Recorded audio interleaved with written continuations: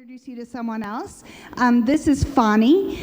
When we first met her 8 years ago, she lives at the end of a dirt road in a mountain village in Honduras. You can't actually get to her house with a car. You have to walk. She walks 45 minutes to and from school.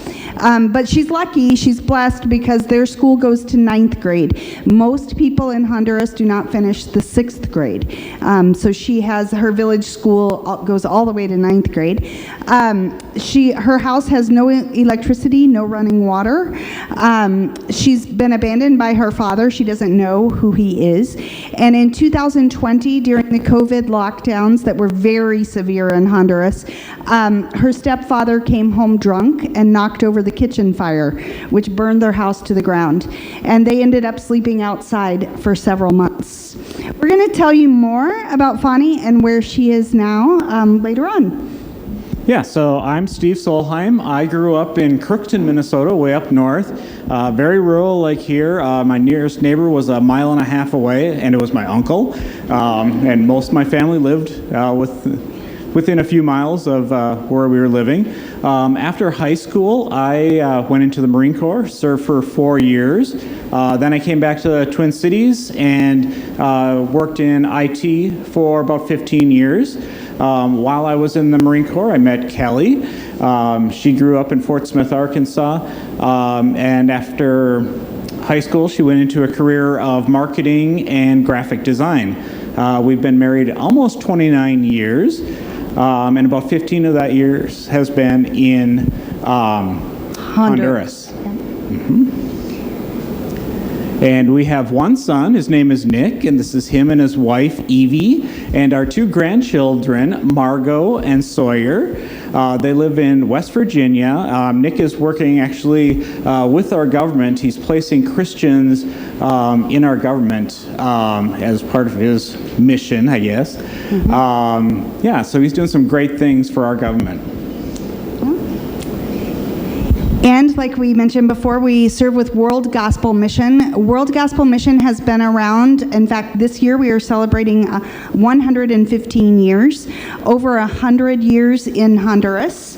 Now we serve with about 300 other missionaries in 38 countries. And we even have some missionaries that are from Honduras in the U.S.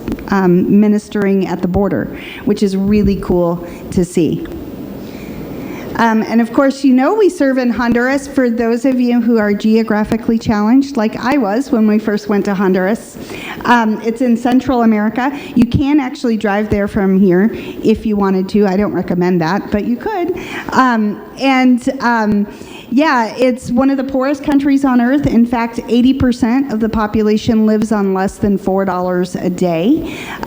It's also overcome with violence. It has the #1 murder rate in the world outside of a war zone. And so it can be very corrupt and very dangerous in Honduras, but it's also a tropical paradise and beautiful. Yeah, so we live in a city called La Esperanza, and you're probably thinking, Honduras, that's the tropics, it's going to be really warm. It can be, but can also get very cold because we're up at about 5,500 feet, so it'll get down to the 40s, and I know it's not Minnesota cold, but if it's 40 degrees outside, it's 40 degrees inside as well because we don't have any heat, we don't have any air conditioning, we don't have any insulation, and the windows and doors are not of that great a quality and a bit drafty. One really cool thing about the name La Esperanza, it means the hope in Spanish. We work with a people group that are called the Lenca Indians, and they are not like other Hispanic groups that you might think would be in Central America. They're more closely related to North American Indian tribes, and so they're actually descendants of the Mayan Indians. They're very closed off to outsiders. They're famous for this particular fabric and the way that they weave it. It's a particular pattern to their tribe. They're also famous for this black and white pottery. The black part is burned over a fire, which is a really cool process to see how they do that. And I'm biased, but we have the best coffee in the world. In fact, most of the young people that we work with are involved in the coffee industry, either picking or their families are growers. And that is the number one export out of Honduras. The challenge with the Linka people is that they are very closed off to outsiders, and that they are ravaged with alcoholism and drug addiction, much like the North American Indians here in the U.S. So Steve and I have a ministry philosophy, and that philosophy is that we were all made with one purpose, and that purpose is relationship. Relationship with God first, and then with others. And so all of our ministries are built around that concept that relationship is key, in that we want to build relationship with others so that they're able to build relationship with Jesus. And so these are our 4 core ministries. The first one is the one that we talk about the most, because it's Club Aslan. And Club Aslan is our after-school program. It's for young people, typically 5th through 9th grade. We do have some older kids that also attend. It's in the same village that we talked about earlier.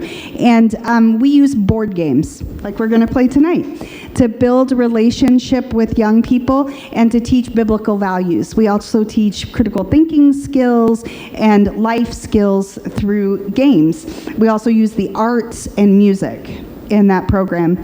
And then in order to have that ministry, we first had to get permission to be in that village. And in order to do that, we had to offer them something they needed. And what they needed was English teachers. It is a national requirement that all schools provide English education. However, there are no English teachers in Honduras. And so this school was not meeting that requirement. And so we offered that to them. So we teach in the village schools. Steve teaches kindergarten through 4th grade, and I teach 5th through 9th grade English classes. And it started, like I said, as a way for us to get permission to be in that village, but it has since become a really important part of our ministry, in that we've earned enough trust that we're able to share Bible stories through our English classes. So for example, Steve teaches the numbers 1 through 7 by doing the days of creation and talking about on day 1, God created, and then I teach the colors and by talking about the rainbow. And when I tell you that my 9th graders had never heard the story of Noah's Ark, that is not an exaggeration. They have never heard those stories that we think of, every kid has heard of. Even the teachers had no idea that the colors in the rainbow had an order and that they're always the same. Yeah. And so that opened up a conversation about how our God is a God of order, not of chaos. And so just really great opportunities through teaching English. Our 3rd program is called Lucy's Libros, and it is a mobile library program that we take into schools, village schools, private schools, public schools, whoever will have us, to teach teachers how to teach reading in their classrooms. Reading is not a shared value. Most of the kids that we work with, their parents cannot read or write. And so they don't have books in their schools. There are no books in the classroom. And so we bring those resources and then teach the teachers how to use books in their classroom through that program. And then this last one is relatively new, although it was part of our original calling. We have just been praying about God opening doors, and it's where we've seen the most fruit, especially in the last year, and that is our mentorship program. The vision is to connect young people with a Christian mentor that can not only help them find Christ, but also make better decisions. And Steve's going to tell you more about that. So Luke 2:52 says that Jesus grew in stature and in wisdom and grace with God and with man. So that means he grew physically, he grew academically, he grew spiritually, and he grew socially. And we try to include all of those areas in our ministry because we want to transform the entire person. A lot of times when we're talking about discipleship, people only think of the spiritual side. We use the word mentoring interchangeably with discipleship. So we're talking about all of the person, all the areas of their life, not just their spiritual life. Couple of cool things about a person that has a caring and consistent adult in their life. They're 52% less likely to abuse drugs, 27% less likely to abuse alcohol, and 38% less likely to skip school. And those are just some of the secular effects of mentoring. So that brings us back to Fani. This is Fani just a few days before we left. She's now 20. She's been all the way through our Club Aslan program and our English classes. And this year we have really prayed. We have quite a group of these people that have now kind of aged out of our programs. And how can we go a little deeper with them? And we were really praying about that when our friend from right here in Minnesota came down as part of a team, and she had written a discipleship program called Student Link. And she uses that program with college-age students, and she translated it into Spanish and brought it down for us to use. Now, she's a good friend of mine, and honestly, in my head, I thought, there's no way she could have written a discipleship program that will work in my context. You know, just because it works there doesn't mean it'll work here. And so I took this discipleship program and sort of thought in my head, well, I'll give it a try because she's my friend, and I owe that to her. And I started with Fani and two other young ladies. And so now, every week, Steve and I drive 40 minutes into the village, and we pick up Fani and two other young ladies, and we drive them back to the city, to this place, which is our favorite coffee shop, and we sit and we talk about Jesus. And the program has been an unbelievable asset. It has changed our relationships with the young people that we're working with. It has brought people to the Lord in ways we had not been able to do. It's shown us fruit that we haven't had before. And I'll use her as an example, but there are many, many other examples. So the program has a topic that you talk about every week, and then just a bunch of verses. It's not a class, it's not a lesson. We sit, we look at the verses, and then we just talk about them. What does it mean to you? What does it mean to me? What do we think about it? So every week is a different topic, and then also during that time we make commitments to each other. We commit that we're going to meet together every week. So every week we recommit. Are we going to meet next week? Yes. Right? We commit to how many times we're going to read the Bible on our own in our homes. And at first, it was one time. And I don't care if it's one verse or a whole book. We're going to read the Bible. We are now up to 7 times, so every day. We commit to how many times we're going to pray. And we started out with 1 time. We're now up to 7 times. We commit to serving in our community in some way, and we brainstorm ideas. How are we going to serve this week? And then we commit to sharing our faith, even if it's just a text to your classmate saying, hey, I've been reading about Jesus in the garden this week, and here's what I think about it. So we commit to those 5 things every week. And it was meant to be an hour-long program. For us, it takes 4 hours, at least, to get through a week. And sometimes I have to split it and just say, we have to do the rest next week, because they don't want to stop. They've never read the Bible before. Now they're memorizing verses. And one girl was very uncomfortable with the NIV Bible that I bought for her in Spanish. She brought her Catholic Bible. And so now we have to look up every verse in the Catholic Bible and the NIV Bible and discuss the differences. A couple of months after starting this, Fani's grandmother passed away. And so Steve and I went up into the village to offer our condolences.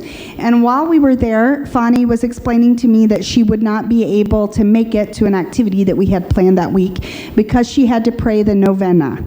And the novena is the Catholic tradition to pray the rosary for 9 days for a loved one who has passed away, in case they sinned before they had an opportunity to get forgiveness from the priest. And so it just so happens we had just discussed salvation. And so I asked her, what do you think about that? And she waited for a minute, and then she said, I don't really think my prayers are going to save my grandma. And then she said, but I do think I need to do it because it's a tradition in my family, and at least we'll all be together in the church praying together. Now that may seem like a very small thing, But for her to be able to begin to recognize the difference between tradition and religion and a genuine saving relationship is huge. That is a big step forward for her. Couple of months after that, Steve and I were invited to the other side of Honduras by a church to come and do some youth camp activities. And so it was a 10-hour drive.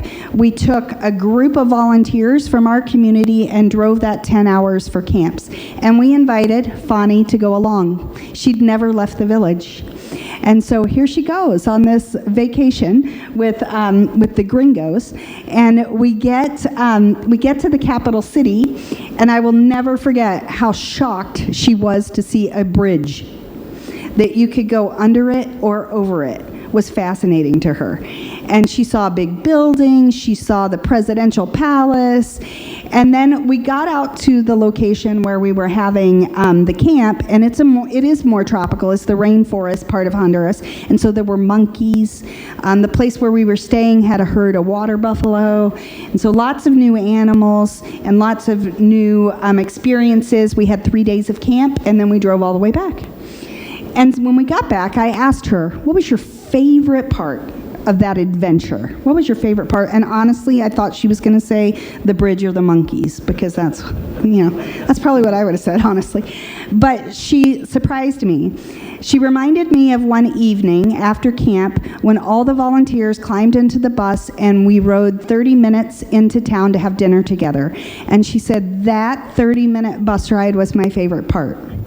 And I said, really? Why?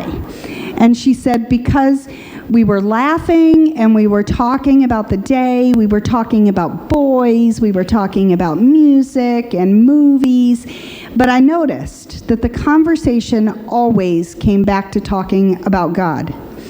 And she said, I've never been around people who are so open with what they think about God. And she said, I even noticed that we didn't always agree, and we even wanted to talk about that too. And so Fani still lives at the end of that dirt road. She still has to walk 45 minutes to get anywhere. She walks an hour to get cell service. She still has been abandoned by her father. We're working right now on forgiveness in our mentoring. She still has a lot of struggles ahead of her. But what she has now is a community of believers around her that are speaking truth into her life. What she has now is a Bible knowledge. She knows who God is. She knows who she is as his daughter. She prays daily, reads the Bible daily, has memorized entire chapters of the Word of God. And most of all, she has hope. And that's what our ministries are ultimately about. It's about building those relationships so that we can bring others into closer relationship with Jesus. So 1 John 3:18 says, Dear children, let us not love with words or tongue, but with actions and in truth. And we want to give you the opportunity to do just that. We are trusting God that he's going to provide the $1,500 a month in monthly support that we need to keep our ministry going and growing. And we just want we want to invite you to be part of that team and join us. We'd also love for you guys to come down. I see a huge young group down here. They would be great at coming down and doing a sports ministry. Kelly and I are not that athletic, so there are some weaknesses that we have that you guys could definitely fill. We'd love some drama camp people, some musicians come down. So, and of course, some construction people. So yeah. So that's our presentation. We want to play games tonight, and we want to, because that's our life. We play games all the time. And then we want to answer all of your questions. So maybe can we do 5 minutes of questions? And then Steve and I will split up, and we'll play games, and we can answer other questions if there's more. Do you want to do that? Is that okay? Okay. Sure. Okay. Well, it means you have to participate in. You have to ask the questions. That's, So you showed a screen, a slide of the 5 different programs, and one is teaching English. Yeah. Do you have, and you also talked separately about one from a friend, those are they structured programs that you somebody else develops and you have as resources, you have to make all those. That is an amazing question, and I love it because nobody has ever asked that before. So for English, the answer is yes and no. So the government provides a curriculum that is terrible, and it is full of errors. Actually, when I was looking through the book, it would have like Apple, and I look in Google for other pictures to use. The first image in the book is the first image on Google. In their curriculum. They Googled everything. Yeah. So, so really challenging. So I have written our own curriculum. During COVID, the mission offered scholarships to go back to school. And I heard a missionary speak about how all missionaries are always asked to teach English. We're always asked. No matter where you are, you're always asked because you speak English. But we're not all teachers, and we're not all gifted in teaching. But don't we represent the Lord, and shouldn't we offer the best? And it really convicted me. And so I went back to school in 2020 to get a degree in teaching. And so since then, I have redeveloped a curriculum to use for both of our classes. So the other curriculum, just written by a friend of ours in Prior Lake, she's brought it to Honduras. It is also in the Czech.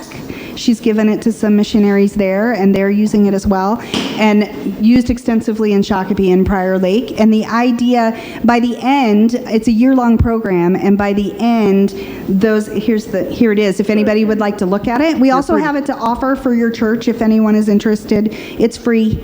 You can have it, and I have it in a PDF format as well, but in English and Spanish, as it so happens. We have the book, and then we also have like this little handout that you can take that has more information on it. Yeah.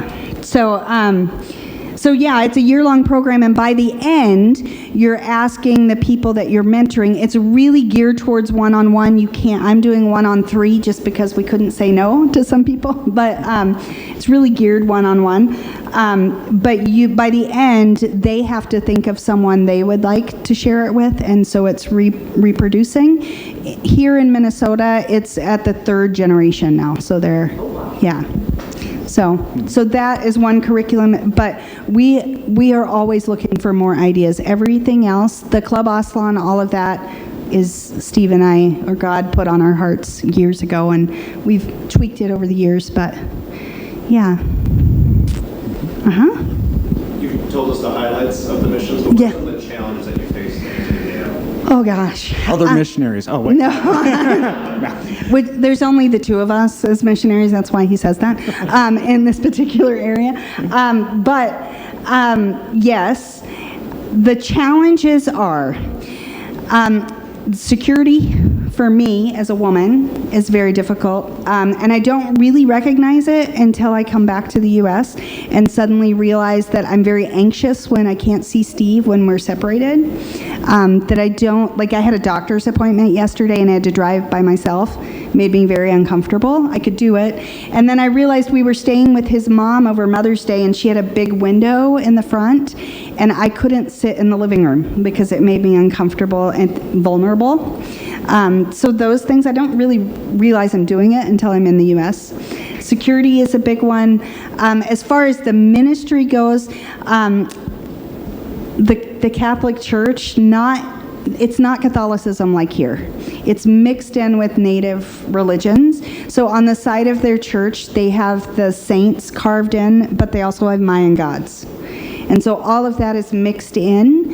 And we are not going to tell young people that don't do what your parents do, they're wrong. We're not going to cause separation. And so we just ask a lot of questions, like with Fani, to get them to think about why they believe what they believe, and we trust God to reveal truth through His Word, rather than specifically preaching. We're not pastors, and so that helps in that. So hut-to-hut evangelism doesn't work down there. First of all, they're going to tell you whatever you want to hear, and then say, hey, can I have a handout afterwards? Second, there's a lot of Catholics down there, so they say that they're Catholic, but they have no relationship with Christ, kind of like Kelly was talking about earlier. So they don't see the need for that. Salvation, yeah. So that's a challenge, yeah. So are the parents very receptive to you folks compared to the children? No. And it has taken us years to even have permission to be there. Now we're starting to get a little more participation. I say participation, we just had our big Easter celebration. And for Easter, we always do a big evangelism because Easter is about the resurrection and salvation.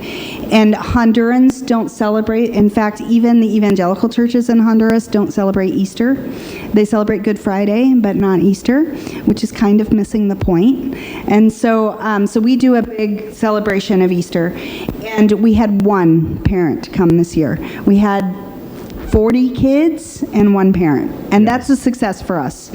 Well, the other success we had was with our anniversary of the program. We were there 7 years, and this last year, there was probably 40 or 50 adults that showed up. Yes. So we did have a soccer game, though, so that helped. Yeah. So, yeah, parents yeah. against the kids, so that worked. Yeah.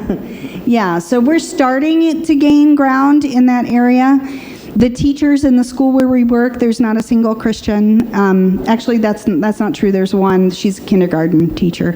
But the rest are not Christian, and so they're not super open either. It's an uphill battle with the adults. Yeah. So how can you keep the kids on the Christian road when they go home to mom and dad are? That is a great question, and something we struggle with. I think that right now, like for example with Fani, one of the things that we do a lot in her, when she's sharing her faith, a lot of times she shares with her mom, and that's what we're hopeful about. When I say they're not welcoming to us, we cannot even walk through the village and go to their homes. There's one family that is receptive, and mostly because they ask us for money when we go there. The rest of the families don't even want us there, and yet they keep sending their kids to us. So it's a very delicate situation, I can say. The Catholic Church, the actual church building is across the street, and they watch us and what we're doing. And so really all we can do is show love, the love of Jesus. We share him when we can. Now, they did permit us to have a vacation Bible school this year in the school, in the public school, and that wasn't an issue. And so it's just hit or miss sometimes, and they trust Steve and I to the extent that we're not going to tell their kids, don't follow what your mom says. You know, we don't turn kids against their parents, ever. And so the challenge is that they have to see the truth for themselves. And that's true for all of us, right? We can't depend on our parents. We have to see the truth for ourselves and be saved. And so we have to start somewhere. We've started with the kids. The goal is to get the families more involved. To that end, we have hired somebody this year. It's our first employee. She's a clinical psychologist, which is going to be helpful in that there's a lot of trauma in our area. There's a lot of abuse, there's incest, there's abandonment, so all of those issues, in addition to poverty and all of that. And so she's going to be, in fact, she has visited some of the houses. So we were thinking that it was just a resistance to us coming in as the North Americans into this village. She's Honduran, so we sent her out to visit some of the parents and meet them, and she felt unwelcome there. But here's the cool thing. She's been back to visit because she took Fani with her. And Fani opened a lot of doors for her. And so now that we're at that generation, that we have a group that has come out that are believers or followers and can now help us and serve with us from that village, it makes it a lot easier. So, yeah, that's relatively new. How many kids are in the public school? In the public village school where we work, there's about 200 kids. In the club, we have 75 registered members. Any given Saturday, we have it on Saturday afternoons. It used to be directly after school, but the kids liked it better on Saturdays because they have nothing else to do. So on Saturdays, we have Probably around 20. 20 at any given time. It's not the same 20. It changes. It goes in and out. Which is perfect, the right amount for a game night. Because you can have one-on-one time. Yeah. But at our big events, we'll have 100 probably.